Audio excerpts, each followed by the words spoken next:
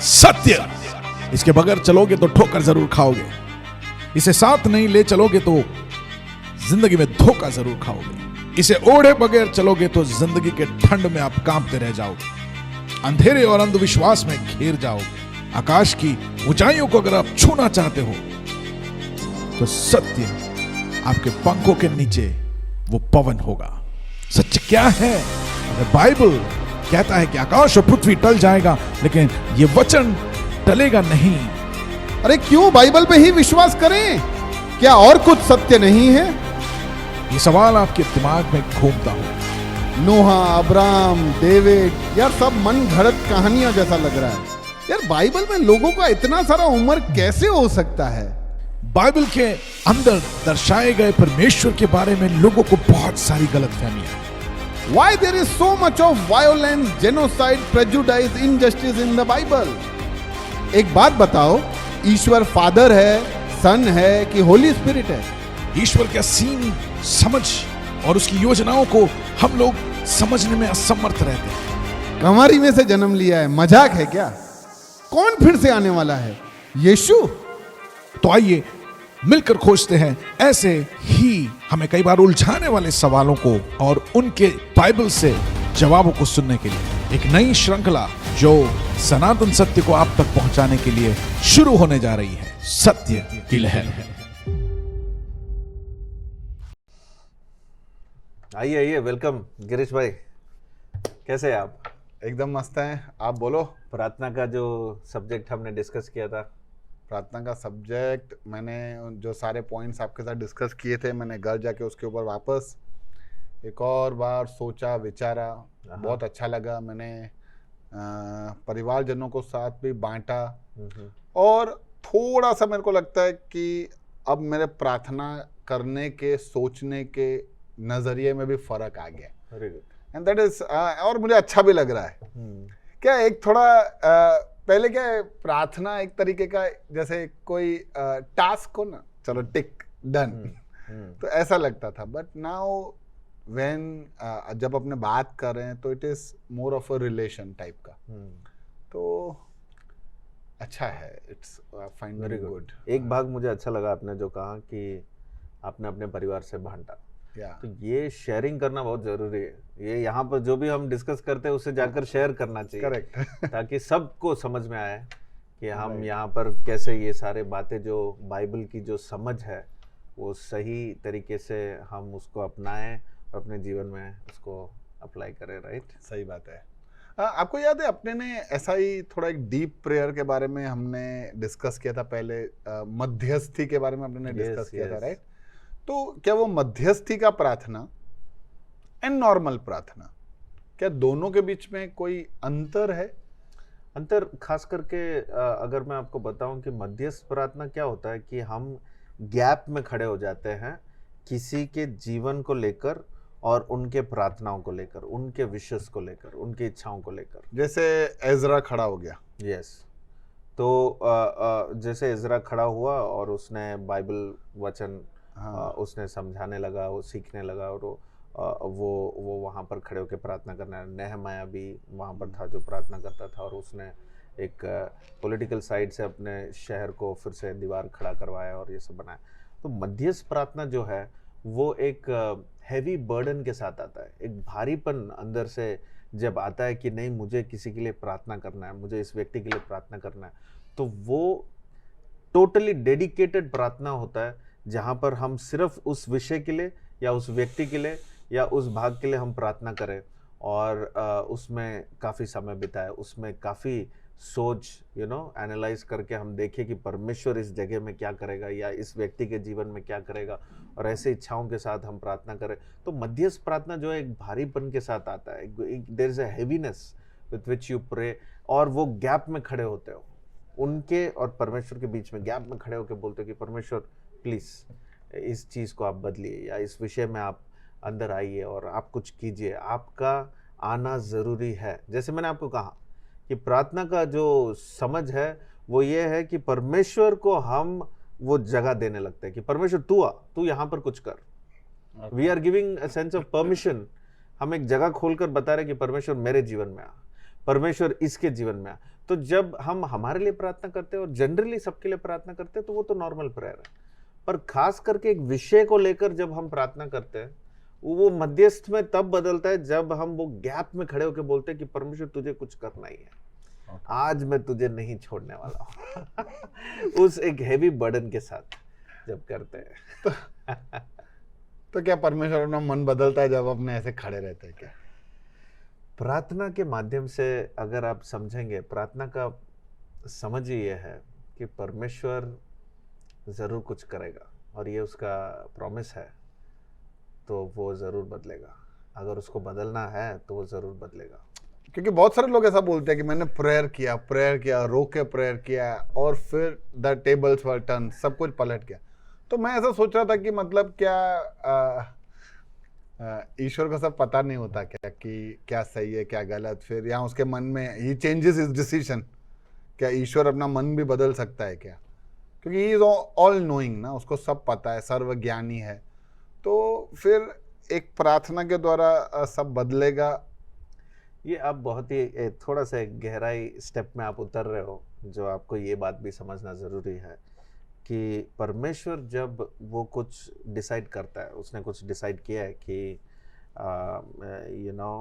ये चीज़ इतने समय तक ये रहेगा, उसके बाद इसके जीवन से मैं हटा दूंगा। तो जब उसने डिसाइड कर लिया और आप बीच में आकर आप मध्यस्थ कर रहे हो, प्रार्थना कर रहे हो कि नहीं परमेश्वर ये मुझे चाहिए, और आप उसको रीजंस बता रहे हो, कन्विंस कर रहे हो कि परमेश्वर मुझे इसके लिए चाहिए, मुझे और थोड़ा समय दे दे, और थोड़ा सा और मैं इसमें आगे बढ़ना चाहता हूँ, और ये और बस मुझे 3 साल दे दे, मुझे 15 साल दे दे। जैसे हेzekiah राजा एक है बाइबल में, जिसको बोला गया कि तो अब तो मरने वाला है, लेकिन उसने प्रार्थना किया, उसने बोला नहीं मुझे 15 साल और चाहिए। परमेश्वर ने तुरंत दिया, तुरंत उसी समय में उसने बदला और बोला ठीक है ले ले। हाँ, जैसे आप बोल रहे हो ऑल नोइंग गॉड, क्या वो नहीं जानता था पहले से कि ये 15 साल देने वाला है? वो जानता है, लेकिन फिर भी वो एक चैलेंजिंग पोजीशन में डालता है जहां पर वो प्रार्थना जो है, वो कम्युनिकेशन, वो जो रिश्ता है, उसमें हम आगे बढ़ते रहे। क्योंकि वो रिश्ता वो उस प्रार्थना से दिखता है कि आप कितने एक कॉन्फिडेंस के साथ, एक विश्वास के साथ, एक भरोसे के साथ आप उसके पास जा सकते हो कभी भी। अच्छा, यही आपने कौन सा राजा बोला आपने? हेzekiah। हाँ, उसके लिए प्रार्थना किया तो 15 साल दे दिया। अब ये भी प्रभु ने सोच के रखा होगा कि मैं दूंगा। अच्छा, प्रार्थना नहीं करता तो नहीं देता? शायद नहीं। तो मतलब सब कुछ, यानी ईश्वर ने कुछ ऐसी चीजें रखी है कि भाई प्रार्थना करो तो आएगा, नहीं तो नहीं आएगा, ऐसा? हाँ, ऐसा भी है। जैसे परमेश्वर योना को भेजता है, जाके निनेवे को बोलो कि अगर वो मन फिराएंगे तो वो बच जाएंगे। अगर योना नहीं जाता, नहीं कहता, या कोई भी नहीं जाता, नहीं कहता, तो शायद वो मन नहीं फिराते और वो नाश हो जाते। परमेश्वर ने ऐसा मैसेंजर, यानी इतना बुला के उसको वापस बुलाकर उसको भेजा और वो मन फिराए, और परमेश्वर ने उनको दंड नहीं दिया, उनको बचा लिया। तब योना को गुस्सा आया, लेकिन परमेश्वर ने वहां पर जो बोला उसने वो किया। हाँ, इसमें ही थोड़ा सा गहराई में आप समझिए कि परमेश्वर जब कुछ बोलता है, परमेश्वर की बातें जो है वो इतना पावरफुल है कि उससे हमको समझ में आता है कि हमारे शब्द भी कितने पावरफुल है। कि जब वो कुछ कहता है तो वो उसके अनुसार ही चलता है। ओके। तो उसको वो फॉलो करता है, उसमें वो एक्सटेंडेड वर्जन ही दे सकता है। और उससे वो जैसे एक किंग्स ऑर्डर, हमने जैसे एस्तर के बारे में हमने देखा था कि किंग ने अगर ऑर्डर दे दिया कि अब इसको तो अब जाके यहूदियों को मारना ही है, तो उस ऑर्डर को वो रिवर्स नहीं करता है, एक और ऑर्डर देता है राइट कि जाकर अब उस दिन में जब वो आके तुमको मारने आएंगे, तुम भी जाके उनको मारो। राइट। तो उससे हमको समझ में आता है कि एक अथॉरिटी में जो होते हैं कि उनके वर्ड्स कितने पावरफुल होते हैं। वो रिवर्स नहीं कर सकते, उसके एक्सटेंडेड पे कुछ कर सकते हैं। थोड़ा गहराई से सोच के देखिए मैं जो बात कह रहा हूँ। प्रार्थना ऐसा एक विषय है कि परमेश्वर ने जो कहा ओके कह दिया। ये तो वो बात हो गई कि ईश्वर हमारे दिल को बदले, उसकी जगह हम ईश्वर के दिल को बदल रहे हैं। नहीं, इसलिए तो मैं आपको बोल रहा हूँ कि आप इसे बहुत अच्छे से समझिए कि परमेश्वर के मन को बदलने की कोई जरूरत नहीं है, बस परमेश्वर के मन को जानना है हमें। परमेश्वर के मन को बिना जाने बहुत लोग बहुत सारे चीजें खो बैठते हैं जीवन में। ऐसे तो मैंने आपको निर्गमन की किताब में मैंने आपको वो 400 साल का भी मैंने एग्जाम्पल दिया था कि 400 साल में उनको बाहर निकलना था, पर वो देरी इसलिए हुआ क्योंकि उन्होंने मूसा को एक्सेप्ट नहीं किया। उन्होंने बोला नहीं चाहिए हमको, तू कौन होता है, तूने जैसे कल उसको मारा तो हमको भी तू मार देगा, तूने एक मिस्र देश आर्मी मैन को मारा तो उसको तू हमको भी ऐसा मारेगा। तो मूसा को अच्छा नहीं लगा, उसको डर आ गया, तो वो निकल गया उस देश को छोड़कर, भाग गया वो। और वो कितने साल तक भागा? 40 साल। और इनका एक्सटेंशन कितना हुआ? 430 साल के बाद वो बाहर निकले। यानी 390 साल में शायद मूसा आया होगा सामने उनको हेल्प करने के लिए, 10 साल में प्रिपेयर करके उनको ठीक 400 साल में उनको बाहर ले आता। परमेश्वर ने अपना योजना फिक्स किया, पर डिले किसने किया? इजराइल लोगों ने किया। यानी ये तो वही बात हो गई कि विल्डरनेस में इतने सारे साल गवा दिए। सही बोला आपने। तो परमेश्वर का प्लान तो था कि इनको एक दो हफ्ते में, कुछ ही दिनों में वो लेके चले जाता, लेकिन उनके कुड़कुड़ाने की वजह से 40 साल उधर ही घुमाया, उनको ठीक किया उनको। यानी परमेश्वर पे इतना भरोसा रखो कि जब हम मांगने के अनुसार या मांगने के विपरीत अगर हो रहा है, इतना भरोसा करो कि परमेश्वर कुछ ना कुछ हमें वो परिपक्व तो कर ही रहा है हमारे लाइफ में। कुछ ना कुछ तो वो सिखा ही रहा है, कुछ ना कुछ तो वो मार्ग से वो निकालेगा। क्या हम उसके मन को जान पा रहे हो?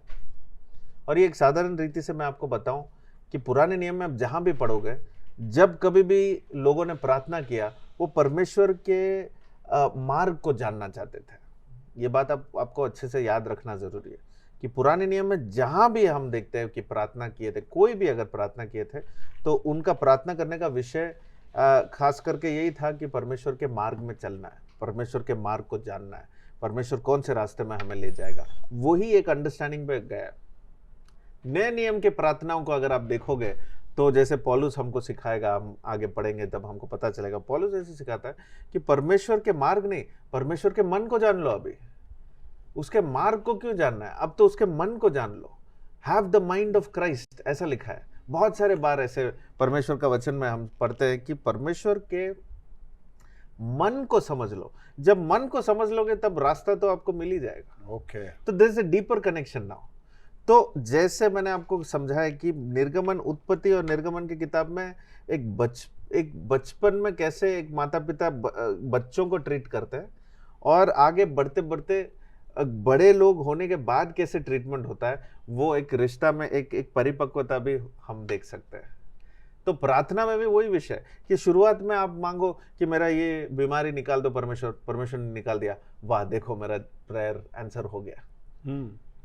अगर फिर से अगर ऐसे ही कुछ बीमारी आई और आप प्रार्थना कर रहे हो, परमेश्वर ने नहीं निकाला, तो उससे टेंशन नहीं हो जाना चाहिए कि परमेश्वर ने पहले निकाला, अभी क्यों नहीं निकाला, क्या मैंने गलती किया, मैंने पाप किया, उसने क्या किया, ये क्या किया, मेरा कुछ, परमेश्वर क्या मुझसे बात नहीं कर रहा है, वो मुझसे सुन नहीं रहा है, मुझे उसने छोड़ दिया। ये सारे सवाल आ जाते। क्यों ये सारे संदेह है? जबकि प्रार्थना का मेन नींव तो विश्वास और भरोसा है। इतना तो भरोसा करो कि परमेश्वर हमारे साथ है। प्रार्थना ऐसे करो कि तुम इस बीमारी की ओर से भी, ये बीमारी आया ही क्यों, अय्यूब की किताब में पढ़ेंगे हम, ये बीमारी आया ही क्यों, ताकि इसके द्वारा परमेश्वर कुछ हमको समझा रहा है, कुछ कह रहा है। शायद वो हम पे इतना भरोसा करता है कि उसने हमें ये सिचुएशन में डाल दिया है, और वो देखना चाहता है कि ये सिचुएशन में हम उसको कितना भरोसा करते हैं। ओके। अच्छा है, पर बहुत डीप है। मैंने आपको पहले ही कह दिया था कि कुछ सारे बातें हैं जो गहराई में उतरना जरूरी है, नहीं तो आप प्रार्थना में परिपक्व नहीं बन सकते। मेरे को लगता है ये चीजें रादर देन ये बहुत अच्छी तरह से समझी जाती है व्हेन वी एक्सपीरियंस, हम अपने अनुभव करें। ओके। ये तो लेम क्वेश्चन है, कितनी देर प्रार्थना करना चाहिए? मैंने तो आपको कह दिया कि कितने भी टाइम अगर आप स्पेंड कर सकते हो, ये तो आप पे निर्भर है कि आपका लिमिटेशन क्या है। ऐसे नहीं कि जबरदस्ती आपको 1 ही घंटा प्रार्थना करना है, लेकिन परमेश्वर ने अगर, यीशु ने अगर अपने चेलों को ट्रेन करते वक्त जब कुछ एक बात कहा है, तो एक लाइन तो जरूर है, क्या तुम 1 घंटे भी प्रार्थना नहीं कर सकते मेरे साथ? तो एटलीस्ट यीशु का तो रिक्वायरमेंट है कि 1 घंटा तो मिनिमम करना है। मतलब ये भी एक रूल नहीं है, पर मैं कह रहा हूँ कि यीशु ने तो ऐसा एक स्टेटमेंट दिया है बाइबल में, तो मेरे ख्याल से एटलीस्ट कुछ तो समय हमको देना चाहिए परमेश्वर को, ओके। Quality time. ऐसा नहीं कि 1 घंटा दे दिया तो अब बाकी 20 मिनट है चलो कुछ ना कुछ बोलते रहते हैं परमेश्वर के सामने, वो भी नहीं होना चाहिए। दिल से प्रार्थना करें, अगर वो कुछ भी थोड़े ही मिनट क्यों ना हो, लेकिन जब क्वालिटी प्रेयर है कि रिश्ते में, जैसे हम फोन में बात करते हैं अपने करीब लोगों के साथ, 10 मिनट भी प्रार्थना बात करें, भले 6 महीने के बाद बात कर रहे हैं, पर वो 10 मिनट भी इतना क्वालिटी टाइम होगा कि वो रिश्ता इतना सॉलिड बन जाएगा, दोस्ती की हो या घर में परिवार की हो। 1 घंटा बैठ के क्या प्रार्थना किया जा सकता है यार? 5 मिनट में सब हो जाए, परिवारजन, रिश्ते, ये वो खत्म। Absolute, very good question. तो मैं मेरे को लगता है यार 1 घंटा क्यों प्रार्थना कर सकते हैं यार अपने?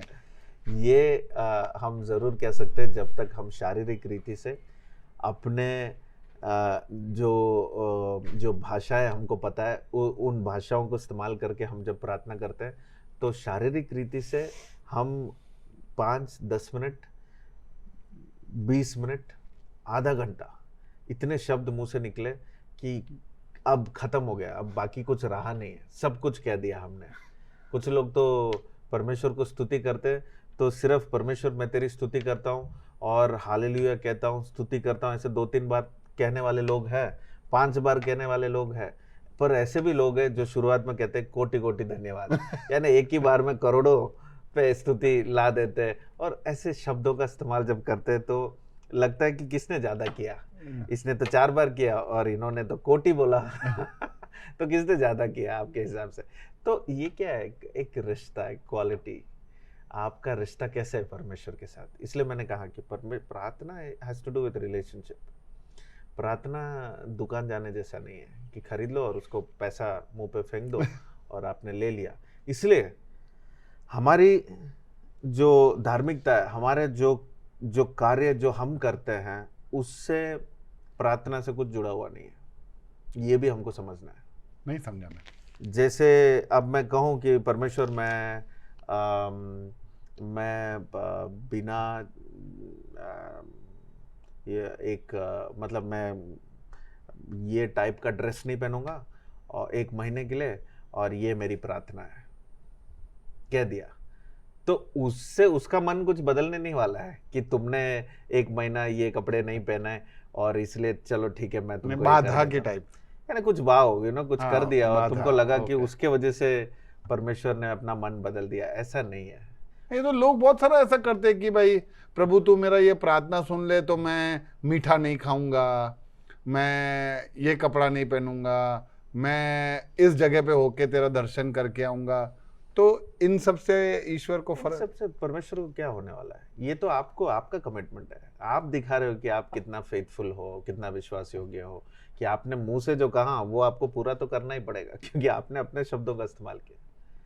जैसे आप अपने शब्दों से सीमित हो जाते हो, आपने जो कहा अब आप उसको, इसलिए ये भी आपको समझना जरूरी है कि परमेश्वर का वचन कहता है कि whatsoever you ask I will do that thing in your life। यानी तुम जो भी कुछ मांग रहे हो, तुम जो कुछ अपने मुंह से तुम बोल रहे हो, उस चीज को मैं करूंगा। इसका मतलब आपका जो शब्द मुंह से निकल रहा है वो आपको सीमित कर देता है। It puts a limitation to you. उससे ज्यादा आप अभी बदल नहीं सकते। आपने कह दिया कि आप मुझे जवाब दे दो परमेश्वर, मैं ये सारी चीजें छोड़ दूंगा, स्वीट खाना छोड़ दूंगा। अब तुमने कह दिया, अब वो तुमको कमिट करना, नहीं तो तुम्हारा मुंह अगर तुमने तोड़ा तुम्हारे शब्दों को तो तुम झूठे निकले। मुझे कुछ नहीं मिलने वाला है तुम्हारे कहने से। या तुम मीठा नहीं खाओगे तो मेरे पास थोड़ा ना 1 किलो मीठा आएगा एक्स्ट्रा कि चलो इसने नहीं खाया उसका 1 किलो मेरे पास आ गया। सही बात है। नहीं, परमेश्वर को कुछ नहीं होने वाला है। तो परमेश्वर को ये सारे कमिटमेंट से उसके मन को नहीं बदल सकते, वो मैं कह रहा हूं। पर रिश्ते से बदल सकते हैं। कितना रिश्ता बनाओ परमेश्वर से कि आप तो जो कुछ मांग रहे हो तो परमेश्वर तुम्हारे लिए कुछ करना चाहता है, तो कहता है ठीक है मैं ये थोड़ा सा ऐसे चेंज कर दूं। क्योंकि परमेश्वर का पर्पस के अंदर वो हमें इतने सारे चॉइसेस देता है। चॉइस हमारा सबसे बड़ा गिफ्ट है लाइफ में, और वो चॉइस का इस्तेमाल करना चाहिए। लेकिन चॉइस करने के बाद चॉइस नहीं मिलता है। उसका जो रिजल्ट है वही मिलेगा। सही है। कुछ लोग चॉइस करने के बाद राह देखते हैं कि उसमें भी जो रिजल्ट है उसमें चॉइस मिले। ऐसा नहीं है, जो तुमने चूज किया उसको तुमको एक्सेप्ट करना पड़ेगा। काफी सारे लोगों से ये भी सुनने को मिलता है कि भाई मैं रोज इस बात के लिए प्रार्थना करता हूँ, भाई रोज मेरी नौकरी के लिए प्रार्थना करता हूँ, रोज मेरे परिवार के लिए प्रार्थना करता हूँ। तो ये रोज रोज प्रेयर करना क्या उसी टॉपिक के लिए रिपीटेटिव, तो क्या उसने एक बार सुन लिया, समझो आज मैंने प्रेयर की कि प्रभु मेरे परिवार को संभाल के रखना, तो अभी मेरे को रोज क्या बोलने का जरूरत है? अभी बोला था ना मैंने, तो वो भूलता थोड़ी होगा, व्हाट आई अंडरस्टैंड। तो ऐसा क्या बार बार या रोज रोज बोलना उचित है?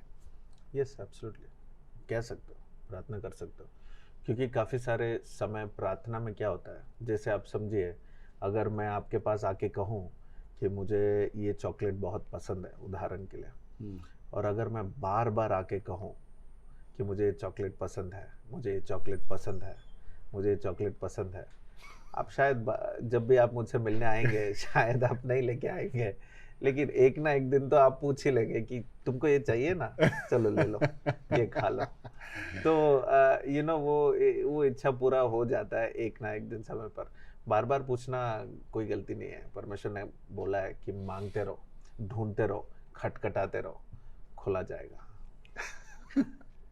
यार एक कंफ्यूजन में डाल देते हैं यार।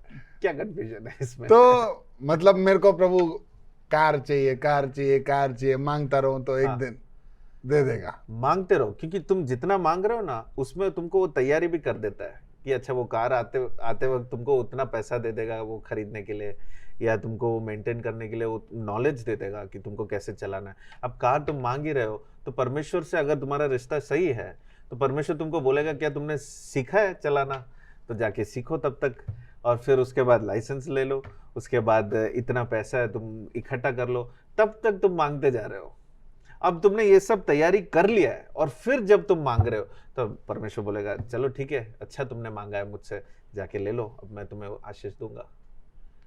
सो you see he has given. इसलिए मैं कह रहा हूं कि परमेश्वर इस धरती में हमको जो कुछ करना है हम खुद कर सकते हैं, और लोग कर ही रहे बिना प्रार्थना के। इसलिए प्रार्थना करने का मकसद मैं आपको सिखा रहा हूं वो ये है कि परमेश्वर को इन्वॉल्व करना, परमेश्वर को वो जगह देना कि परमेश्वर मैं गाड़ी में खुद खरीद सकता हूं। मैं एक बात अगर मैं किसी से बोलूं तो वो मुझे शायद खरीद के दे दे कोई चीज, लेकिन मैं पूछ रहा हूं कि तेरा हित मेरे जीवन में होने पाए, तू आकर मुझे दे। जब तेरे हाथों से आता है, तेरे उपस्थिति से आता है, तो वो एक आशीषित बन जाता है। That's the point. That's the point. ये अच्छा है एकदम कि इन्वॉल्विंग गॉड। लास्ट टाइम आपको याद हो तो अपने ने डिस्कस किया था क्या मरे हुओं के लिए प्रार्थना करनी चाहिए कि नहीं। तो हम उस अंडरस्टैंडिंग में आ गए कि जब तक जिंदा है तब तक ही प्रेयर का महत्व है। तो इसको उल्टा, क्या मरे हुए हमारे लिए प्रार्थना कर सकते हैं क्या? क्या वो जो ऊपर चले गए हैं, हमें नीचे देखते हो पीड़ा में या XYZ कोई भी पोजीशन में, या पता भी नहीं मेरे को देखते हो नहीं देखते, आई डोंट नो, वो हमारे लिए प्रार्थना करते हैं? बाइबल में कहीं भी परमेश्वर ने ऐसे हमको ये एग्जाम्पल या कोई रीति से हमको समझाया नहीं है। और जैसे मैंने आपको पिछले बार कहा कि प्रार्थना जहाँ तक हमें पता है वो सिर्फ इस धरती में हमें परमेश्वर के साथ रिश्ता निभाने के लिए और परमेश्वर को सब चीज़ों में इन्वॉल्व करने के लिए ही हमारे हाथों में ये माध्यम हमारे हाथों में है, ये टूल हमारे हाथों में। इसका सही रीति से इसका इस्तेमाल करना ज़रूरी है। ओके। काफ़ी सारी जगहों पे एक प्रेयर को दिखाने के लिए बहुत सारे लोग कैंडल्स जलाते हैं, कुछ लोग दीवा बत्ती जलाते हैं। तो क्या प्रार्थना करने के लिए ये सब करना जरूरी है? कैंडल जलाने में कुछ गलती नहीं है। कैंडल जलाओ तो तुमको, अगर पुराने ज़माने में करंट इलेक्ट्रिसिटी नहीं होता था तो कैंडल जला के वो प्रार्थना करते थे, लाइट लाकर अपने एक दूसरों को देखकर प्रार्थना करते थे। तो शायद उस विषय में और कुछ गलती नहीं है। शायद कुछ फ्रेग्रेंस का कैंडल हो कि लगा दिया और अच्छे स्मेल, अच्छे एरोमा के साथ आप प्रार्थना कर रहे हो, तो उसमें भी कोई गलती नहीं है। लेकिन अगर आपको लगता है कि ये प्रेयर, ये कैंडल एक प्रेयर जैसे बिकॉज सी इसका एक सिंबलाइज है बहुत सारे चीज़ें। क्या है कि लाइट, अगर जब लाइट ऑन करते हैं तो हम समझते हैं कि जैसे इस दुनिया का रोशनी जो है परमेश्वर है और उसने हमें भी कहा है। तो उस सिंबलाइज में अगर सामने रख के अगर आप प्रार्थना कर रहे हो, लाइट का जो स्मोक आता है तो वो एक सिंबलाइज है कि कैसे मेरे प्रार्थनाएं ऊपर जा रहे हैं, तो अगर वो लाइट का भी ऊपर जा रहा है। पर ये कुछ रीति रिवाज नहीं है कि ऐसा ही करना है और ये करने से ही परमेश्वर सुनता है और करता है, इसलिए ये दोनों रिलेटेड नहीं है। पर एक सेंस ऑफ कनेक्शन पुराने जमानों में होता था जब इलेक्ट्रिसिटी नहीं था। आज आप ट्यूबलाइट लगाओ, प्रार्थना करो, खत्म, ट्यूबलाइट ऑफ करके सो जाओ, तो आपका काम खत्म। लेकिन इससे कैंडल जलाने से परमेश्वर जल्दी सुनेगा या परमेश्वर आपको सोचेगा कि अच्छा ये ही करेक्ट तरीका है, तुमको हर समय मेरे पास आओगे तो कैंडल जला के ही आना? Not necessary. ये समझ तो क्लियर रखना है कि कोई रीति रिवाज नहीं है, कोई कंपलसरी नहीं है कि कैंडल रख के प्रार्थना करना या कैंडल नहीं रख के प्रार्थना करना, इसमें कोई कनेक्शन है ही नहीं। ये एक सिंबलाइज है। अगर तुम कैंडल के सामने तुम प्रार्थना कर रहे हो तो उसमें भी कुछ गलती नहीं है, मैं कह रहा हूँ, कैंडल में कुछ है नहीं, पर तुमको अगर वो सिंबलाइज दे रहा है कि तुम इस जगत की ज्योति हो और तुम प्रार्थना कर रहे हो कि परमेश्वर ये जगह में रोशनी आए, तुम सामने कैंडल रख के प्रार्थना कर रहे हो तो एक समझ के साथ कर रहे हो। और तुम कह रहे हो कि परमेश्वर तू इस जगत का ज्योति है और तूने कहा कि तू हमारे जीवन में हर अंधेरे में तू रोशनी बनकर आएगा, तो मैं जैसे इस कैंडल को देख के प्रार्थना कर रहा हूँ, मेरे जिंदगी में रोशनी ला। कहने में क्या गलती है? नहीं है, कुछ गलती नहीं है। तुम सूरज को भी देख के बोलो, कैंडल को भी देख के बोलो, बल्ब को भी देख के बोलो, किसी भी चीज को देख, इसमें कोई कनेक्शन मत लाइए, कोई कनेक्शन है नहीं। पर एक कनेक्शन है तो वो चीजों से एक मतलब निकाल कर जब आप प्रार्थना करते हो तो दैट इज बेस्ट। जैसे ये फूल है मेरे सामने, अब मैं फूलों को सोचकर मैं कहूं कि परमेश्वर तूने कैसे रंग दिया है, तूने कैसे इन फूलों को कपड़े पहनाए हैं, जैसे वचन में लिखा है। परमेश्वर कह रहा है चिंता मत करो, मैंने फूलों को कपड़े पहनाए हैं। क्या वो मेरे लिए कुछ करते? कुछ नहीं। क्या वो अपने लिए कुछ काम करते? कुछ नहीं। जब मैं फूलों को कपड़े पहना सकता हूं, समझ रहे, जब मैं पक्षियों को खाना खिला सकता हूं, तब मैं क्या तुमको नहीं संभालूंगा? क्या तुम मेरे लिए मूल नहीं हो? तो परमेश्वर जब ये सारी चीजों को देखता हो तो वो समझ में आता है। तो फूलों को रख के मैं जब प्रार्थना करूंगा तो मुझे वो वचन याद आता है, तो मैं चिंता नहीं करूंगा और वो विश्वास के साथ मैं प्रार्थना करूंगा। पर हो सकता है ना ये सब करते करते करते फिर आपको कभी फूल मिले नहीं तो आप प्रेयर ही नहीं करो। इसलिए इसके ऊपर डिपेंड नहीं करना चाहिए। इसलिए मैं कह रहा हूं कि इसको कनेक्शन मत लाओ कि ये रहने से ही मैं प्रार्थना कर सकता हूं। आपने सही बोला, लेकिन कुछ सारे चीजें हैं, जैसे ये पानी है, मैं पानी को देखकर मैं प्रार्थना करूं, परमेश्वर तू हमारे लिए एक लिविंग वाटर है, तो जीवन का जो सोता है, परमेश्वर से हमारा सारा सोर्स, जो जैसे वाटर जो सोर्स है लाइफ हमारे अंदर, अगर हम जीवित है आज तो हमारे अंदर 70% पानी है हमारे शरीर में। तो ये समझ के साथ जब हम प्रार्थना करते हैं कि साइंटिफिक फैक्ट है कि ये 70% में 4% भी कम हो जाए तो हम डिहाइड्रेटेड होते हैं, 15% कम हो जाए तो हम मर सकते हैं। तो ये समझ जब मैं पानी को देखकर मुझे याद आता है कि अगर पानी लेना अगर हमें इतना जरूरी है, इसे उदाहरण में इस्तेमाल करता हूं कि पानी ऐसा पीना चाहिए जब मन लगे या ना लगे, पीना तो जरूरी है। राइट, समझ में आ रहे हैं आपको कि अगर मुझे मन लगे या ना लगे कि मुझे ये पानी पीना है, प्रार्थना को अगर हम ऐसे कर सकते हैं, परमेश्वर के वचन को पढ़ने के लिए अगर हम ऐसे सोच सकते हैं कि मन लगे या ना लगे प्रार्थना करो, मन लगे या ना लगे वचन को पढ़ो। जैसे पानी आप पीते हो, सुबह उठते ही क्या बोलते हैं डॉक्टर्स करने के लिए, सुबह उठते ही कुछ मत करो, पहले एक ग्लास, वो कैसे भी गर्म पानी पियो, कुछ लगा के पियो, वो शहद लगा के या नींबू लगा के, कुछ भी हो। क्यों इतने सारे कंडीशंस देते? ताकि आपका स्वास्थ्य अच्छा रहे। शरीर के लिए अगर आप इतना अटेंशन दे सकते हो, जब मैं पानी को देखता हूं तो मुझे याद आता है कि अच्छा चलो मुझे परमेश्वर के पास जाना है, तो इसलिए मैं एक पानी रख देता हूं मेरे सामने कि मैं इसको देखकर मैं परमेश्वर से प्रार्थना करूं कि तू जीवन का जल है मेरे जीवन में। उसमें गलत नहीं है, सही बात है आपका। थोड़ा अच्छा है, ये वाला व्यू पॉइंट भी सही है कि हमें किसी भी ऑब्जेक्ट को देख के परमेश्वर को आदर सम्मान देना चाहिए, रादर देन फिर उस ऑब्जेक्ट की ओर। उस ऑब्जेक्ट को नहीं। Okay. आखिरी सवाल कोई एक ऐसा प्रेयर में कोई ऐसा स्टार्ट या एंड या जैसे कुछ स्टाइल होता है कि हम इस तरह से शुरू करना चाहिए, कुछ एड्रेसल, या कि इट इज जस्ट जैसे समझ में आए? व्यक्तिगत रीति से अगर आप मुझसे पूछेंगे पर्सनली, मैं तो कहता हूँ कि प्रार्थना कभी एंड ही नहीं होना चाहिए। आपका बातचीत जारी लगना चाहिए, ऐसे ही रहना चाहिए। आपने लवर्स को बात करते हुए देखा है? अगर आपने सुना भी है या कहीं अनुभव भी हुआ है कि शादी के बाद जब हमने हस्बैंड जो न्यूली मैरिड जब बात करते फोन में, कि कुछ विषय होगा ही नहीं। फोन रख के, हाँ तो बोलो, राइट, और फिर क्या हुआ?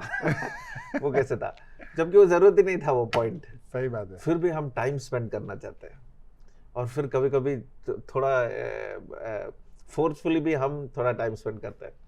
कभी फीलिंग हो नहीं बात करने का, लेकिन फिर भी टाइम स्पेंड करते हैं, क्योंकि वो एफर्ट हमको सैक्रिफिशियल लगता है। लव में सैक्रिफाइस करना जरूरी है। अगर परमेश्वर के साथ आपका प्रेम है तो उसमें आप समय निकालोगे, समय दोगे, उससे आपको पता चल जाएगा कि आप कितना परमेश्वर से प्रेम करते हो। जैसे आपने पहले पूछा कि कितना समय करना चाहिए, आपके समय देने में पता चल जाएगा कि आप परमेश्वर को किस लेवल में आपने, किस प्रायोरिटी लेवल में आपने रखा है लाइफ में। और फिर जैसे ये कि आप जब प्रार्थना करते हो, जब परमेश्वर के पास जाते हो, तब आपको ऐसा लगना चाहिए कि आप कंटिन्यू कर रहे हो प्रार्थना। हाँ परमेश्वर, मैंने कहा आपसे छोड़ा था बातचीत करना, अच्छा वो पॉइंट में चले ना बात करते हैं। हाँ तो मुझे ये मैं इसके लिए प्रार्थना कर रहा था। ऐसा एक कंटिन्यूअस एक कॉन्वर्जेशन परमेश्वर के साथ होना चाहिए। मैं तो कहता हूँ कि आप आमेन बोलोगे तो आपके आखिरी श्वास में बोलना चाहिए आमेन।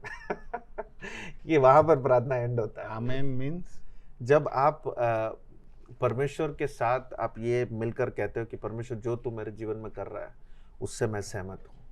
आमेन is agreeing with what God is doing in our life. Okay, agreement, coming in agreement. आप कह रहे हो कि यस परमेश्वर जो कर रहा है वो सही है और मैं उसे एक्सेप्ट करता हूँ। ओके, परमेश्वर जो भी कुछ हमारे जीवन में करता है वो मनुष्य के अग्रीमेंट पे ही करता है।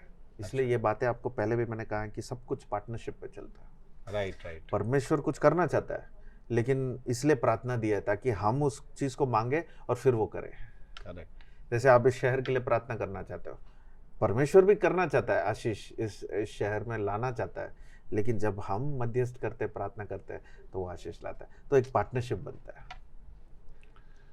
ठीक है केनथ भाई, बहुत ही अच्छा रहा। और मुझे लगता है कि सिर्फ प्रार्थना के बारे में समझ ही नहीं, उसका प्रैक्टिकल एप्लीकेशन भी ज़रूरी है। और मैं सोच रहा हूँ, मैं ऐसा और फील भी कर रहा हूँ कि डेफिनेटली कोई ना कोई ज़रूर चेंज आएगा। जरूर। आई थिंक हम हर एक पुस्तक जब हम पढ़ेंगे ये टॉपिक भी टच करना जरूरी है, क्योंकि हर पुस्तक में कहीं ना कहीं प्रार्थना का एक विषय तो आ ही जाता है। और आप इससे समझ सकते हैं कि प्रार्थना क्यों इतना इम्पोर्टेंट है, कि जो परमेश्वर को जब पुकारते हैं, परमेश्वर को मांगते हैं कि तू हमारे बीच में आ, कुछ कर, वो प्रार्थना बन जाता है। सही बात है। ठीक है, फास्टिंग तो रह ही गया, उसके बारे में सीखना था। ठीक है, अगर नेक्स्ट वीक देखते हैं फिर फास्टिंग के ऊपर या अयूब के ऊपर बात करेंगे। Okay, thank you. या सत्य, इसके बगैर चलोगे तो ठोकर जरूर खाओगे। इसे साथ नहीं ले चलोगे तो जिंदगी में धोखा जरूर खाओगे। इसे ओढ़े बगैर चलोगे तो जिंदगी के ठंड में आप कांपते रह जाओगे, अंधेरे और अंधविश्वास में घिर जाओगे। आकाश की ऊंचाइयों को अगर आप छूना चाहते हो तो सत्य आपके पंखों के नीचे वो पवन होगा।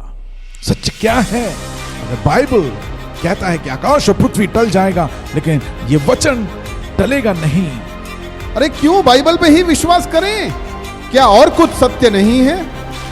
ये सवाल आपके दिमाग में घूमता हो। नोहा, अब्राहम, डेविड, यार सब मन घड़त कहानियां जैसा लग रहा है। यार बाइबल में लोगों का इतना सारा उम्र कैसे हो सकता है? बाइबल के अंदर दर्शाए गए परमेश्वर के बारे में लोगों को बहुत सारी गलतफहमियां।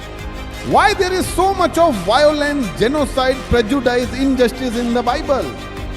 एक बात बताओ, ईश्वर फादर है, सन है कि होली स्पिरिट है? ईश्वर की असीम समझ और उसकी योजनाओं को हम लोग समझने में असमर्थ रहते हैं। कमारी में से जन्म लिया है, मजाक है क्या? कौन फिर से आने वाला है? यीशु? तो आइए मिलकर खोजते हैं ऐसे ही हमें कई बार उलझाने वाले सवालों को और उनके बाइबल से जवाबों को सुनने के लिए एक नई श्रृंखला जो सनातन सत्य को आप तक पहुंचाने के लिए शुरू होने जा रही है, सत्य की लहर।